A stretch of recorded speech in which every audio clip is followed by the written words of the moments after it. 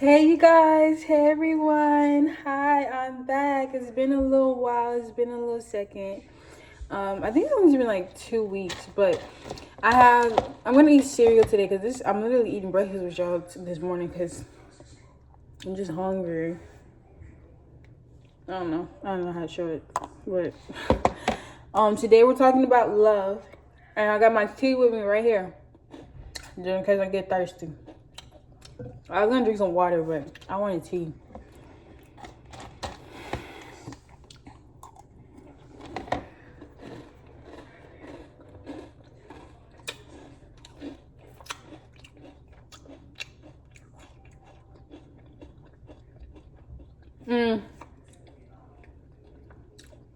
I was just listening to this song.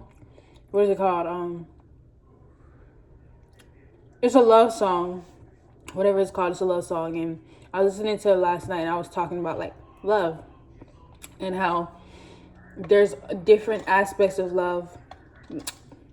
There's different like things about love, but the one thing I wanted to say today is that I'm gonna pray at the end of this, but I want to say I just pray that anything that doesn't have peace that's on your life is broken off of your life. Even today, like even as you're watching this video and you're listening to me talk and you're like focusing on my words and just gathering information about love, then I pray that it just takes away the problems, the circumstances.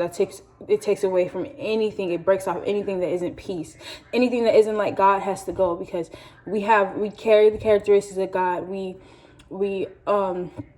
know the abundance of God and the abundant love that God carries. And let me tell y'all something. I just want to tell y'all something. A lot of us don't live the life of love. We don't love. And when you don't love, you don't make it into heaven, because when God sees you at the end, when you die, whenever you die, and you go back to heaven, God's going to look at you and he's going to say, "Depart from me, I know you not."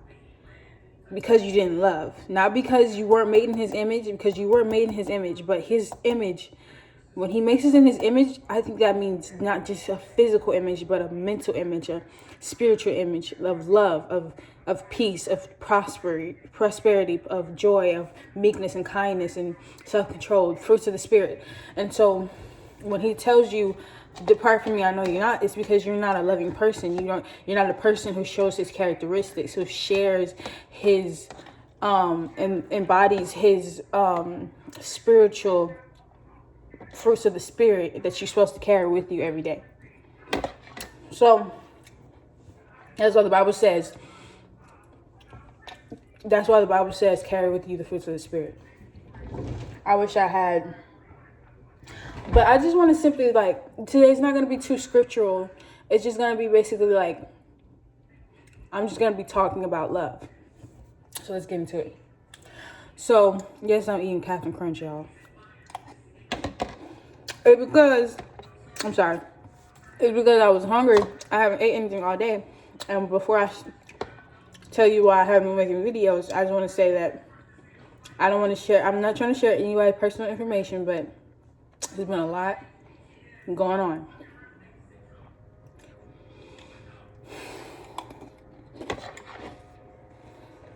So, what's love to you? Because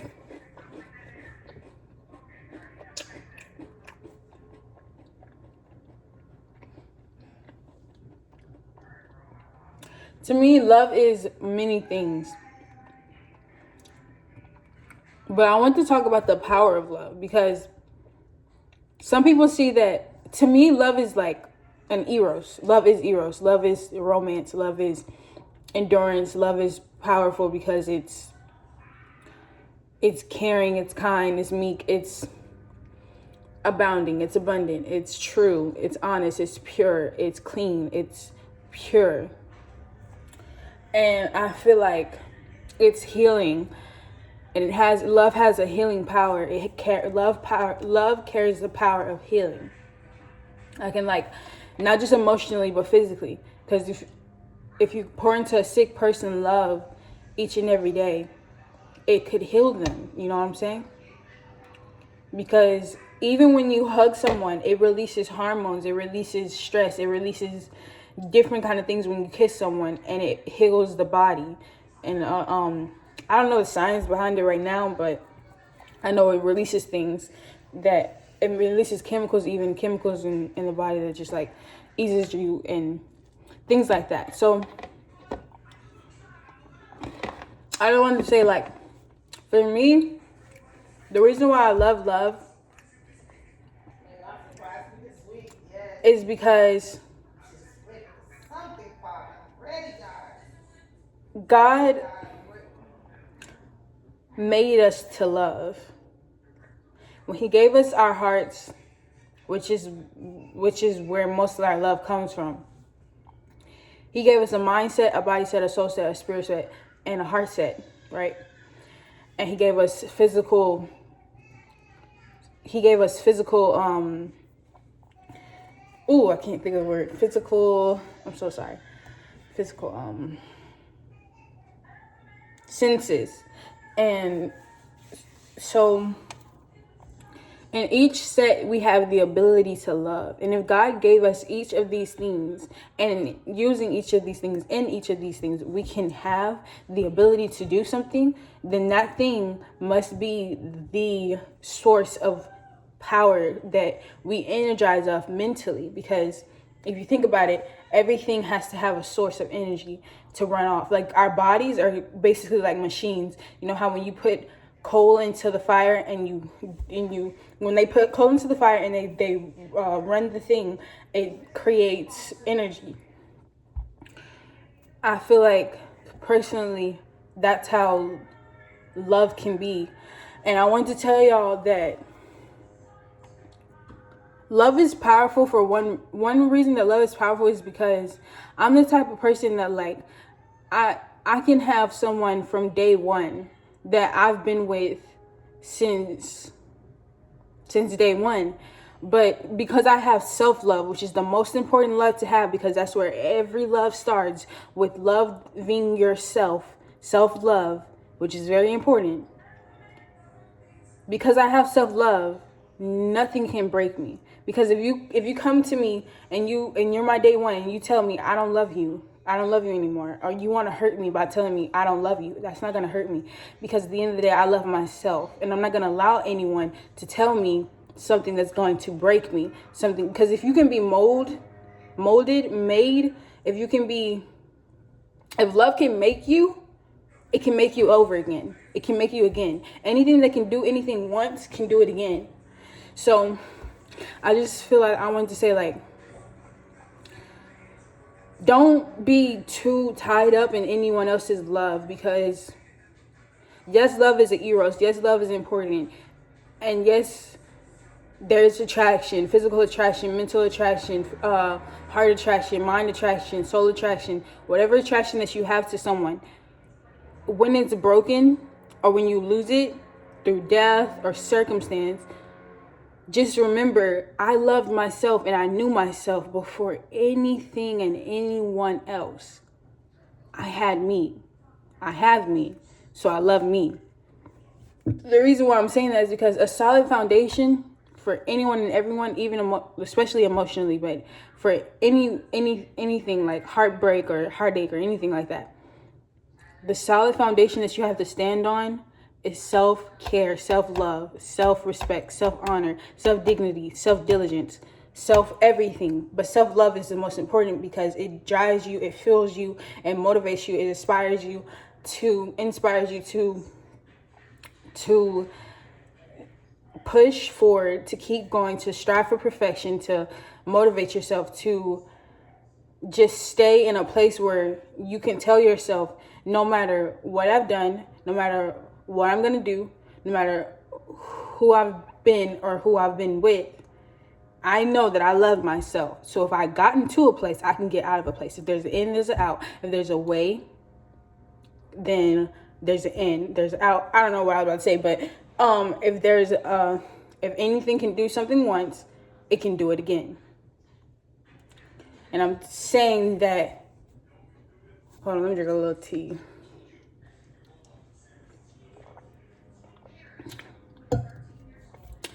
I'm saying, like, some people, they feel like they don't hear thank you enough. They don't hear I love you enough. They don't hear I appreciate you enough. They don't hear you've done good, you've done well. They don't tell themselves that. Self-affirmations, if you're a person that does self-affirmation, you can stand in front of the mirror and tell yourself, thank you, I love you, I appreciate you, you've done well, you've done good, thank you. And that's your self-affirmation. You're beautiful, you're brave, you're courageous, you're strong, you're smart, you're intelligent.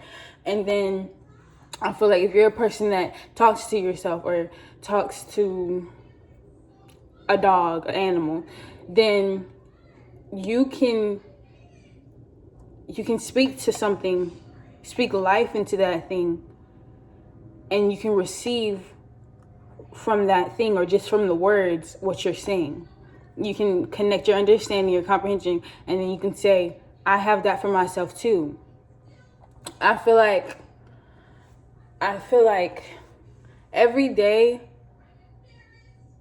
love should be an anchor. Love should be a tie, a tether. Love should be an impartation of a pure impartation. Because let me tell y'all something. I'm telling y'all this because I actually care about people. I care about y'all. Love is pure. But if you meet someone who loves you, or say that they love you, but they're not pure, then their love is not true. Because only a pure person can truly love. And I'm going to tell you why. Because love is pure. And when you face someone who wants to intentionally hurt you out of attraction to you, then that's an evil person. Because whatever they're attracted to is pain, hurt, it's reflecting their feeling off of you that's negative, then that's evil. And that's negative, and that's something that you don't want to be attached to or have to take part of. So don't be in that. Just know that that's not real love. I'm telling you that because a lot of people in my generation, and these days and times, I'm hearing a lot of stories about girls getting hurt, they're getting raped, they're getting murdered, they're getting this and that, and they think they were loved before. They only got into the situation because they were told that they were loved, because their parents don't tell them that they were loved, because they don't tell themselves that they were loved. But whatever the circumstances may be, they wouldn't have been in that situation if they told themselves, or if they knew what real love is, and they knew the signs of fake love or desperation or trouble. And it's not that they put themselves in that situation, it's that they yearned for something. Their hearts were waiting for someone to love them, and when they thought they found it, they went into it, and they got hurt. They got more than hurt. They got, well, we know what they got. But I'm just telling y'all this because I don't want that to happen to me. I don't want that to happen to anyone else. And I'm not trying to seem like not heartfelt or not, because I was crying the other day when I heard about all these stories. But at the end of the day, I have to even make a part of myself be like, because I love myself and because I care about myself, I have to build a part of myself that's strong enough to deal with situations where it's like I hear these things and I'm not just crying, but I'm putting it into my mind that I don't want to be someone who has to go through that or ever goes through that, or know someone that goes through that, because I'm going to tell them, don't do this and don't do that, or do this and do that, so that this doesn't happen to you. So that's what I'm doing right now. I have to put into account and acknowledge that the simple fact is that you can cry all day about something, not being loved or being loved, but at the end of the day, when it comes down to it, you have to have the knowledge, wisdom, and understanding that each and everything that you do takes part in what you're anchored to, what you believe, your belief system. Love is a belief system. And let me tell you how. Love factors and motivation. Love factors in whatever you're aspiring to want, to need, to desire, to passion for, to gain, to have, to be tethered to feel, to just partake in. And whatever you're drawn to, that is because you believe in that thing, or something in that thing that shows you it has what you want, need. So love is a belief system. It's a belief system that says, I feel good, I feel romantic, I feel eros, I feel powerful, I feel wanted, I feel needed, I desire this, I have passion for this, I long for this, I want to gain this. And the idealism is the real anchor to love that I have personally is that I desire to love and be loved.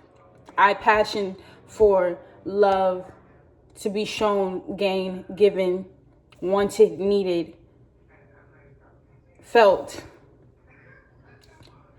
I want it. I want love. And so, even though I want love, I have to understand that not everybody is going to love me, because not everybody is meant to love me. I was put on this earth to love people, but not everybody, not every person, not every people on this earth was put on this earth to love me or love me back. Because you might be a person that you're meant to love someone, by God, sent to love someone that was not supposed to love you. But God sent you to love that person to show them what love actually is, so they can love, but they can love someone else. But he used you because he knew you were strong enough to take what that person was going to give. And he used you because he knew that you were worthy enough to give what that person couldn't give. Worthy enough because you have the strength, acknowledgement, accountability, discipline, respect, honor, control to love someone that doesn't know how to love. But the thing about love is that it's not tainted. It can't be tainted. So if somebody says they love you, but their love is tainted, they don't love at all, because their love is not true, because it's not pure, because anything that is tainted is not pure.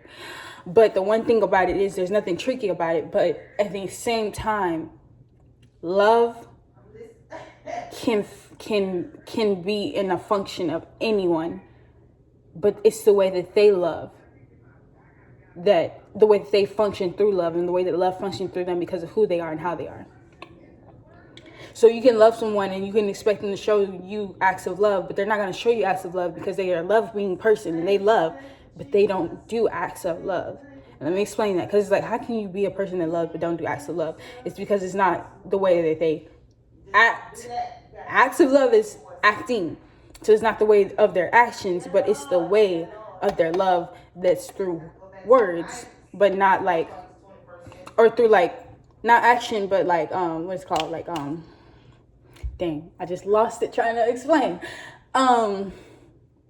It's like they're just like a type of person that they'll say they love you, but they're not gonna show that they love you. They're gonna just commit to letting you know, but they're not really a person of acts of love. And some people, I'm saying this because some people don't see that as a person that's truly loving. But those people, I'm gonna come back to that on part 2. But what I'm really trying to say is, some people don't operate in love the way that you do. But that doesn't mean that they're not lovers. That just means that they don't love the same. So this is going to have a part 2. So come back for part 2 if you want to see it. We're going to go to the next video. Okay, love y'all.